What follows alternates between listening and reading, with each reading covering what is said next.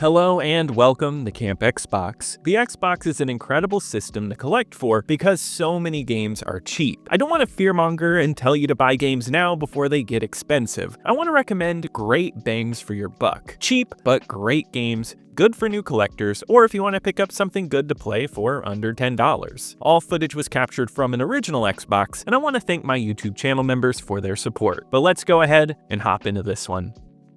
First up is one of the best racing games exclusive to the original Xbox with Rallisport Challenge, which complete in box averages to $6.24. And all prices, by the way, are based on Price Charting's average selling prices and are the complete in box prices, meaning it comes with case, manual, and disc. You can get these cheaper if you do want disc only. $6 though for Rallisport Challenge is an absolute steal, and you will get well enough mileage out of this one. This is a rally racing game from 2002 developed by DICE. It is a rally game, so your general goal is to race from point A to point B as quickly as possible, competing against the times of your rivals. You can think of it as a glorified time trial mode, yet that's not it. This game also features rallycross, allowing you to race against others along icy roads. There's a solid variety there with plenty of tracks across many different regions and terrain styles. You have to plan accordingly when you pick your vehicle before each race. It's all about getting on the dirt, taking tight turns, and dealing with how slippery the elements can get. It all controls well too, and it feels great to race in this game. This, along with Project Gotham Racing, which is another great racing exclusive, shows off that the Xbox was a powerhouse for racing titles, especially in terms of this game. It looks amazing. Rallisport looks amazing for 2002. The lighting shown off here is beautiful, and the effects from all the dirt and debris is fantastic. This is a solid off-road racer for any racing fan, and is playable on the 360 too. And yet there was a sequel called Rallisport Challenge 2 that I'll throw in here as a bonus. This one costs a bit more at $9.66 CIB, but once again, it is an incredible Xbox exclusive, taking the great controls and look of the original and updating them heavily in 2004. The original was gorgeous, but this one is insane for a 6th generation console. Amazing car damage, great lighting, and even more tracks. Talk about a game that has so much to do. This game is packed with content, with the same variety in racing modes as the original. Not only did it support Xbox Live then, but now it supports Insignia, so you can play this online again and use the leaderboards, giving you a ton of content. This is a smoother experience and one of the best racing titles for the platform. So here are two excellent racing games for the Xbox, both under $10 average, and together wouldn't even break $20. So if you just get one, the other, or both, you're gonna have a great time. I think these are both essential Xbox games.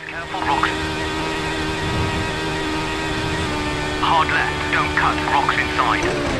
Easy right into medium left, over finish.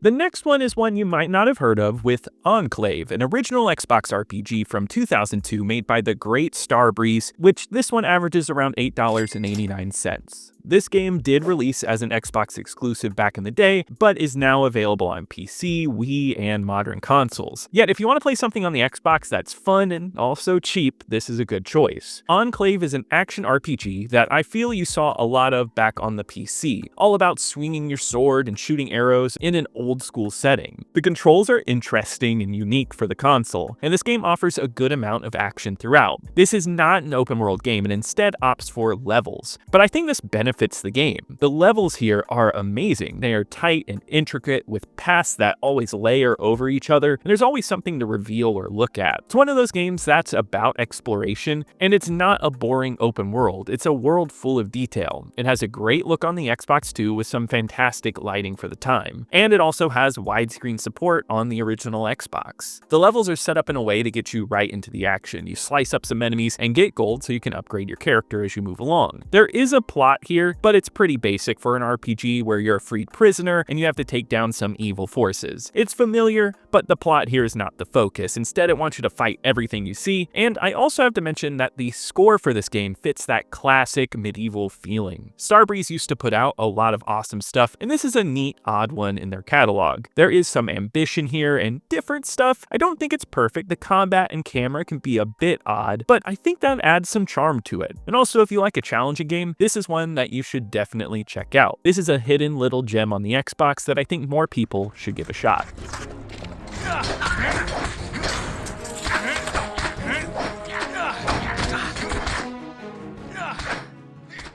Next up is Unreal Championship, developed by Epic Games and Digital Extremes in 2002. This one currently goes for $8.66 on price charting. I have a full review of this one on the channel, and I praised it highly over there. This is an Xbox exclusive that never saw release anywhere else and is backwards compatible with nothing. So it's worth getting this if you want Xbox games that can only be found there. Unreal Championship was an Xbox Live launch title, and it was focused on multiplayer. So my highest recommendation is to play this one with Insignia nowadays, where there are game nights for this one often, and I've played plenty of it there, as this one is one of my favorites to play online. This is an action first-person shooter, pure and simple, and it harkens back to those classic shooters on PC. You just run around, wonderfully designed maps, pick up weapons, and shoot the hell out of any enemy you see. You will constantly kill and die, and it goes by so fast that it's a blast. With perfect FPS controls on controller and fast movement, this game is great to pop in a few rounds of. That said, even if you're offline, this game offers bot modes and a structured way to play through them. There's no story, but you can still play this one with great bots and have a blast. There are a bunch of modifiers too, with things like low gravity or different bot difficulties to give it some variety. Not only that, but you got local multiplayer and system link play to help make this one great for any game night. There's not only deathmatch modes, but there's also bombing run, which is one of my favorite modes, where you score a ball in the player's goals in their own base. It's an underrated mode, but you also get classic capture the flag maps too. What helps this game soar is those incredible maps. Some of my favorite multiplayer maps pop up here. They're all laid out so well and offer a ton of pathing and action options. They developed some awesome areas to fight in for this game. It has some excellent lighting, gore effects, and a mix of different looking maps. There's a lot going on here. There's so much for a game without a traditional campaign. If you ever play the Xbox with friends or you want to go online with it, this one is a must in my opinion, and it's nice and cheap for the console.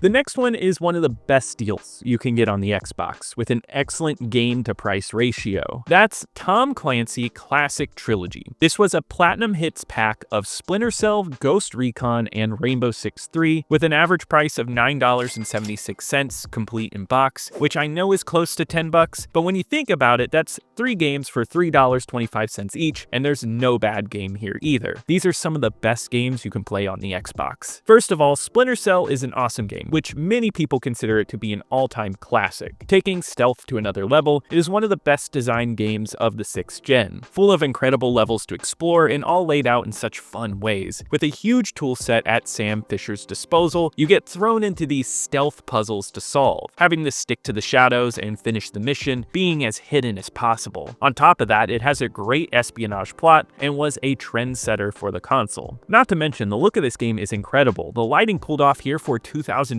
was amazing. It's a game you can just get into, look at, and marvel how shadows are casted on everything. It's a great game to play and look at, and it's one that I highly recommend any Xbox gamer play. Even if it wasn't a cheap game, I'd still recommend it. Yet, this pack-in also has 2 other classics, one of which is Ghost Recon, which might be the hardest for people to get into nowadays, but having played it for the first time just a few months ago, I really love this one. This is a tactical first-person shooter that has you going level by level, commanding 2 teams as well as yourself. It's a game about going as slow as possible and tactically taking out enemies and objectives. The flow of the game is highly addictive, and the level design is what makes it shine, allowing for many paths and ways to tackle your objective, leaving it very open to you. The controls feel great, and I really love how the levels flow. Yet it's simply just a fun shooter at its core. The graphics, even for 2002, were a bit lackluster on the Xbox, yet this is a game that transcends that by being addictive, allowing you to level up your soldier and go back in on higher difficulties. Not only that, but this one supports online co-op through Insignia, and that is a great time. The final game of the 3 is Rainbow Six 3, another great tactical first-person shooter, taking some of the principles of Ghost Recon, where you need to be slow and thoughtful, but it's less about commanding and open spaces. Here it goes into realistic small spaces full of details. Like the other Tom Clancy games today, it excels at locations and level design. I always loved how the shooting's realistic recoil and movement environment worked with the interiors, asking you to peek around corners and take out enemies as quickly as possible. Though, if you do get this, the online is where it is at, and it's one of the more popular games on Insignia. I've gotten to play it, and I'm not amazing at it, but it is great. I love the maps for the game and how simple and fun they are. The shooting feels excellent, and it's a fun shooter all around, having that feel of an old school heavy shooter versus something fast paced like you're gonna get today. Yet, I would say even without online, there's a nice campaign to roll through here. So there it is, 3 excellent games for under $10 altogether, and if you don't have them, this is a must-own collection in my opinion. All 3 of these are backwards compatible on the 360 as well, and Splinter Cell even made it onto the series consoles.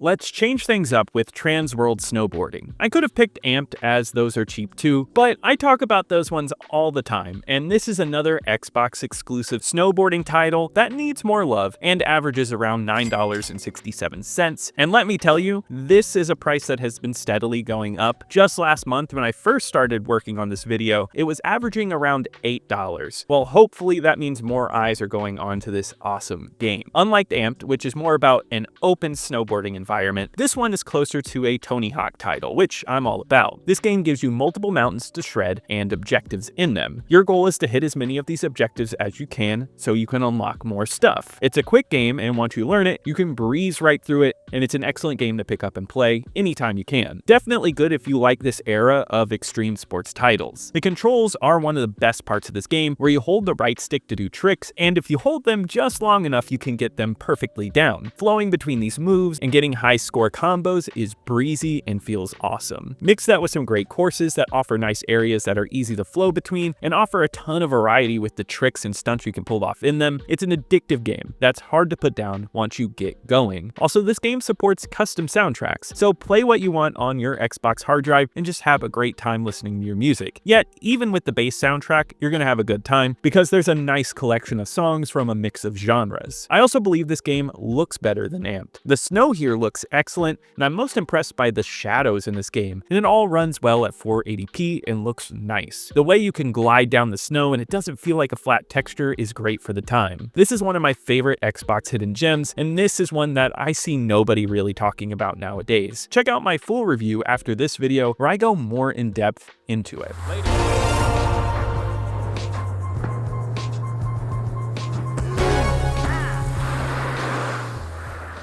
Really quickly, I want to say thank you for watching. If you're enjoying so far, be sure to hit the like button as it really helps me out in the algorithm, and hit the subscribe button to keep up with more content like this, and be sure to let me know in the comments what I should cover next. But let's go ahead and continue on. We are moving on with MechAssault, another Xbox Live launch title from 2002 from Fasta Studios, one of the best studios for the Xbox. They did this, the sequel, and they also did the amazing Crimson Skies. This is the first MechAssault, which comes in at $9.55 on average. This is another one on today's list that I consider to be an Xbox staple, one of those exclusives that was important in getting so many players on Xbox Live. Unfortunately though, this is another one that never was backwards compatible on anything else. Though the online multiplayer was a huge part of the experience, this game has a substantial story mode to dig into alone. One thing I always appreciated about this series was its arcadey approach to a mech game. You still lumber around in giant mechs, but there aren't any insane controls to think about. You get missiles, machine guns, and you destroy enemies while picking up ammo and upgrades along the way. You are a huge machine destroying everything in your path in giant levels. I love the idea of being giant in a tiny world, and that destruction you get from this is an amazing sight to see, especially when you consider the time it came out in. It's an easy game to get into, but it's certainly not easy, and you will get a bit of a challenge, making it have solid replay value, and it's a game that I can easily get back into over and over. Though the multiplayer is a huge staple for this one, it's also supported by Insignia today, so be sure to join game sessions for this one if you can. They're going on all the time. It's another one I'm not amazing at, but there's something about this game that just clicks. It's got your standard modes such as deathmatch and capture the flag modes, which are excellent, and I really love old school CTF games, and I wish they got more love. Something about how they used to design maps for capture the flag and the layout of everything, it was so thoughtful and simple in the era, and I love exploring them to this day. And I would have loved to have squeezed MechAssault MechAssault 2 in here because that one is also excellent, but it just doesn't meet the under $10 cut as it averages at exactly $10. So let me get in this honorable mention, even though this entry is all about the original MechAssault, which is an arcadey blast and has a simplistic design compared to the more extravagant sequel. Something I appreciate, and it harkens back to a classic online style of game that I love.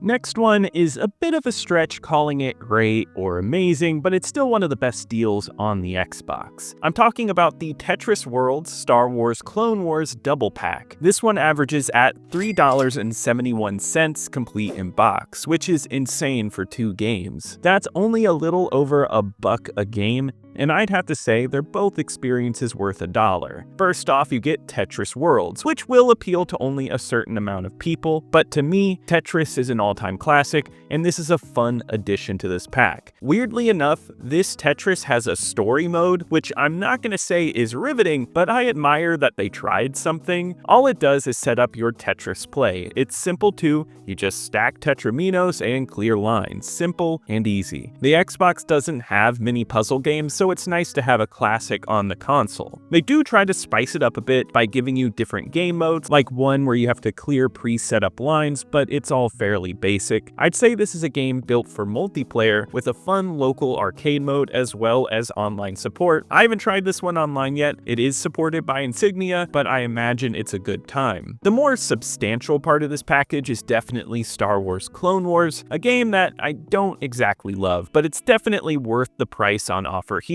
This was Pandemic's lead up to Star Wars Battlefront in a lot of ways, but with a more focused story mode. You play as a mix of Jedi from the prequel trilogy, and you use both vehicles and third-person combat. The vehicle combat is the best bit of the game with some neat levels that have a nice variety in layout and objectives. You get a solid mix of vehicles, and it's here where the game bakes in a ton of variety. The third-person combat is the part I don't love. It's a bit clunky, and the action isn't exciting. It feels like this game should have stuck to being a vehicle-based game similar to the Starfighter series, but with more of a focus on ground vehicles. Yet without the third-person action, we wouldn't have the online, which once again is on Insignia. This has your typical deathmatch modes, but on top of that, you get Conquest mode, which is basically Battlefront before Battlefront, with huge maps and points to capture. It's not quite as polished, but it's still a good time and is fun to go back to. So 2 solid games for cheap. I'm skirting around the greatness on this double pack, but they're still fun, they're easy to get, and also you get a MechAssault Xbox Live demo that is Insignia supported. Both of these games are backwards compatible on the 360, and Clone Wars is backwards compatible on the Series X,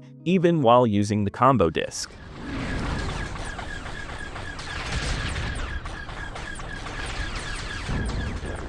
The next one I brought up a few times, but I'm down to talk about it again, and it's Gun from 2005 from Neversoft. This one comes in at $8.99 complete in box. It is available on other consoles as well as the 360, but it's still plenty playable on the OG Xbox and is an excellent game to have in your collection. In this game, you play as Colton White, voiced by Thomas Jane. It's 1880 and you're in the Old West. Your adoptive father is killed by a corrupt preacher and you seek revenge. Though along the way, there are more plot threads, Old West legends, and side quests to partake in. There's plenty to do in this open world, but it's not overwhelming and it's not extended out, and it doesn't have an overly extended playtime. It's solidly paced with a fun Western plot, which I love Westerns. This is a simple third-person shooter filled with tons of old school weapons, and it's easy to play. You gain the ability to slow down time and take out enemies. Mix this with some ultra violence, and this game can be brutal at times, and it's all part of the fun. Mix in the horses you get and the wide open world full of collectibles. I replay this one at least once every few years. It's got that classic third-person shooter charm, and the mission variety is solid too. You'll be protecting wagons from fire, or taking out criminals off of wanted posters. You also deliver mail for the Pony Express. It really feels like it gives you something new to do all the time. And if you liked Red Dead Redemption, this game feels like a good lead up to that game, more than Red Dead Revolver did. It's ambitious for the time,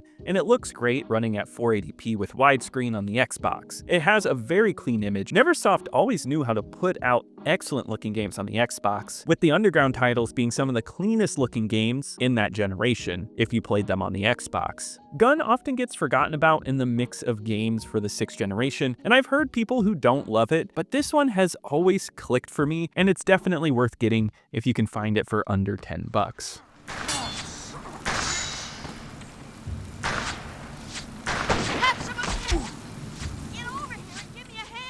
Next up is one I'm surprised is so cheap. That's Mercenaries Playground of Destruction, another one made by Pandemic, and it only comes in at $8.43 average complete in box. On top of that, this one is backwards compatible on both the 360 and Series X. It's another open world game, but this one has an interesting feel for the time and still continues to be interesting to this day. In this game, you play as one of 3 characters and you get dropped down into North Korea, which is in chaos. Your goal is to take down the general who controls the nuclear weapons. But to get there, you have to take out all these other leaders in the area. You move from different areas, taking on missions as well as side missions to get closer to your goal. It's a simple plot, but a fun setup to the openness of the gameplay and the way you can tackle it. With the subtitle of Playground of Destruction, this game offers you that. You are dropped in, and after some intros, you're told to move on and just get your work done. You'll take on a whole mix of things, but the most crucial element here is that it has action and explosions. The explosion effects for the 6th generation are incredible, with huge flames, particle effects, and objects obliterating. It's satisfying just to go around and blow up all kinds of buildings and objects, and it makes for a great game. The shooting in general feels solid for the time. The end of the Xbox's lifespan truly had some marvelous playing games. It's a great looking game too, supporting widescreen on the Xbox, and if you play it on the Series X or Series S, this game looks amazing on there. It's very clean. This one does come up quite a bit nowadays, and it does get high praise, but it's still maintained a nice low price point for the amount of content you get. This is a game that's easy to revisit if you haven't played it in a while, but also if you've never played it. And if you enjoy this one, there's also a sequel over on the Xbox 360.